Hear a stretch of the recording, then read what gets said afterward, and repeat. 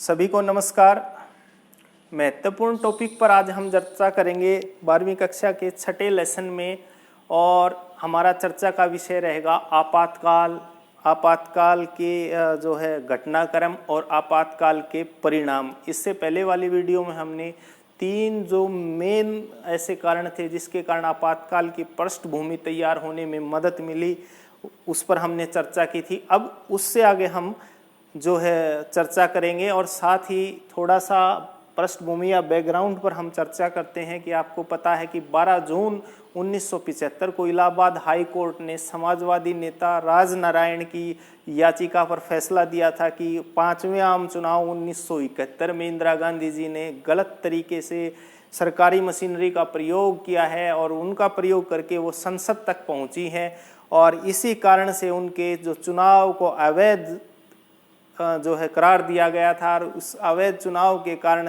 हालांकि इस Allahabad high court के फैसले को श्रीमती इंदिरा गांधी ने सुप्रीम कोर्ट में चुनौती दी थी, लेकिन उनकी चुनौती के बाद 24 जून 1975 को ये फैसला दिया था कि इंदिरा गांधी सांसद तो बनी रहेंगी जब तक ये फैसला नहीं आता, लेकिन लोकसभा में वो डायरेक्ट जो है भाग नहीं ले सकती हैं। तो उसके आगे का घटनाक्रम हम चर्चा करेंगे। तो 12 जून 1975 के हमने जो है इलाहाबाद हाई कोर्ट ने जो फैसला दिया था, जगमोहन सिन्हा जो उस समय के जज थे उन्होंने, और समाजवादी नेता जो राजनारायण ने इंदिरा गांधी के खिलाफ चुनाव लड़ा था, उन्होंने ही जो है इलाहाबाद हाई कोर्ट में याचिका दायर की थी और कारण बताया था कि चुनाव में सरकारी मशीनरी का प्रयोग किया है, इसलिए उनके चुनाव को निरस्त कर दें।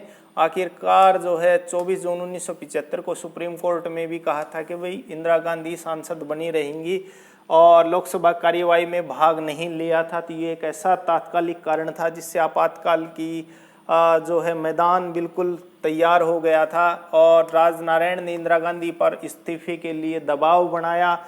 इसके लिए 25 जून 1975 को दिल्ली के रामलीला मैदान में एक विशाल प्रदर्शन किया, और इसमें जो 1974 में ही संपूर्ण क्रांति का नारा दिया था वो यहाँ एक बार फिर से दोहराया गया।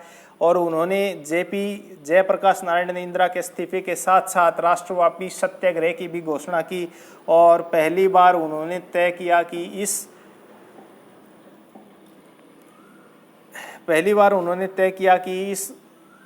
जो है राष्ट्रव्यापी हड़ताल में सेना और जो है पुलिस का भी कर्मचारियों को आह्वान किया कि वो भी अपनी उपस्थिति दर्ज कराएं और सरकारी आदेश को न माने, और इससे सरकारी कामकाज ठप होने का जो है खतरा उत्पन्न हो गया था। और साथ ही उसी दिन 25 जून 1975 के दिन एक विशाल जनसभा का जो है संसद मार्च का नेतृत्व जयप्रकाश नारायण ने किया था। तो लोकतांत्रिक व्यवस्था का संकट बिल्कुल खड़ा हो गया था, और आखिरकार 25 जून 1975 की धारा 352 जिसमें आंतरिक गड़बड़ी की आशंका की स्थिति में ही जो है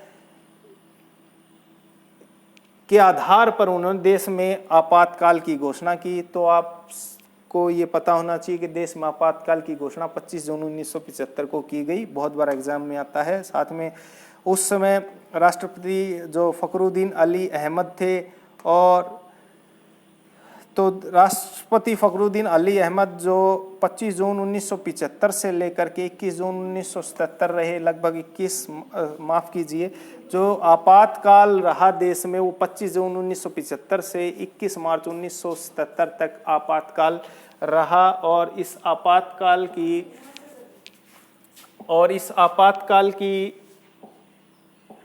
घटनाक्रम पर हम डिस्कस करते हैं कि 25 जून 1975 को रात को ही जो घटनाक्रम हुए, राष्ट्रपति फखरुद्दीन अली अहमद पर जो है आपातकाल की घोषणा का दबाव बनाया गया, लेकिन जो है 26 जून की सुबह जो है 6 बजे मंत्रिमंडल की बैठक बुलाई गई, और उस समय जो है ये जानकारी दी गई कि आपातकाल लग गया है, तो कहने का साधारण अर्थ यही है कि इंदिरा गांधी ने जो आपातकाल का फैसला लिया वो व्यक्तिगत तौर पर लिया गया, मंत्रिमंडल से उनकी कोई चर्चा नहीं की गई, न ही उनको बताया। वो उनको 26 जून को सुबह बताया गया, तब तक देश में बहुत कुछ घटनाक्रम घट चुका था। वो आपातकाल का जो फैसला लिया संजय गांधी और इंदिरा गांधी ने खुद लिया। संजय गांधी इंदिरा गांधी जी के बड़े बेटे थे।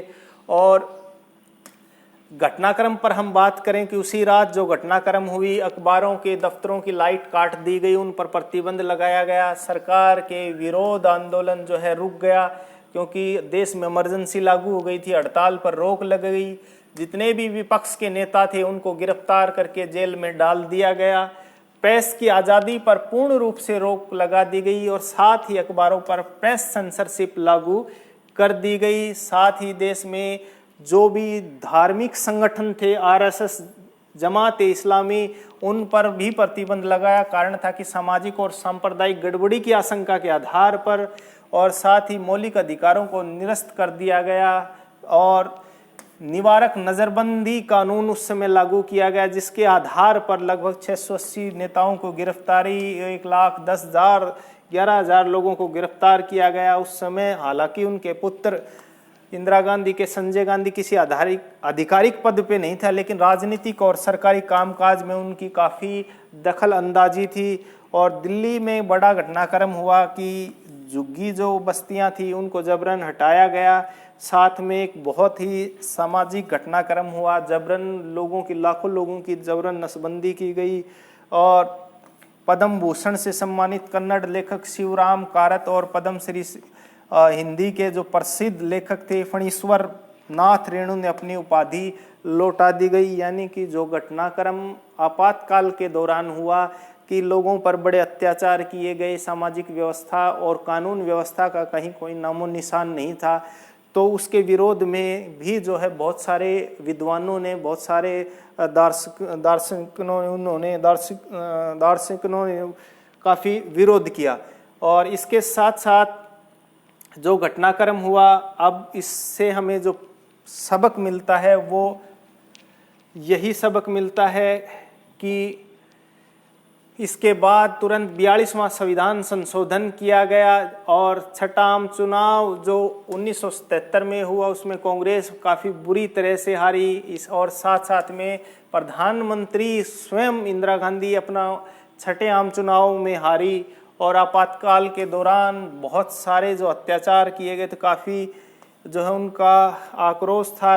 1977 के छठे आम चुनाव में विपक्षी दल एकजुट हो गए और उन्होंने मिल करके जो है एक पार्टी बनाई जिसको जनता पार्टी के नाम से जाना जाता है। और साथ ही आपातकाल के अत्याचारों की जांच के लिए मई 1977 को सुप्रीम कोर्ट की निगरानी में भूतपूर्व न्यायाधीशों, जिसके अध्यक्ष जो थे जेसी शाह की अध्यक्षता में, एक शाह आयोग बनाया गया और उसके अध्यक्ष थे जेसी शाह। और कई बार एग्जाम में आता है कि शाह आयोग के अध्यक्ष कौन थे, तो जेसी शाह कब बनाया गया, तो 1977 में। और इसमें गैर कांग्रेसवाद राजनीति की शुरुआत हुई। पहली बार केंद्र में गैर कांग्रेसी सरकार आई और न्यायपालिका को अधिक स्वतंत्र बनाया गया। मौलिक अधिकारों पर न्यायालय का काफ़ी जो है उस समय चर्चा हुई। हालांकि उसी समय 42वां और 44वां संविधान संशोधन किया गया, उस पर हम अगली वीडियो में चर्चा करेंगे। तो फिलहाल हम इतना ही चर्चा करेंगे कि आपातकाल के दौरान क्या जो है घटनाक्रम रहे, उस क्या घटनाक्रम के बाद परिणाम रहे। उम्मीद करते हैं आपको अच्छे से समझ में आया होगा। जय हिंद, जय भारत।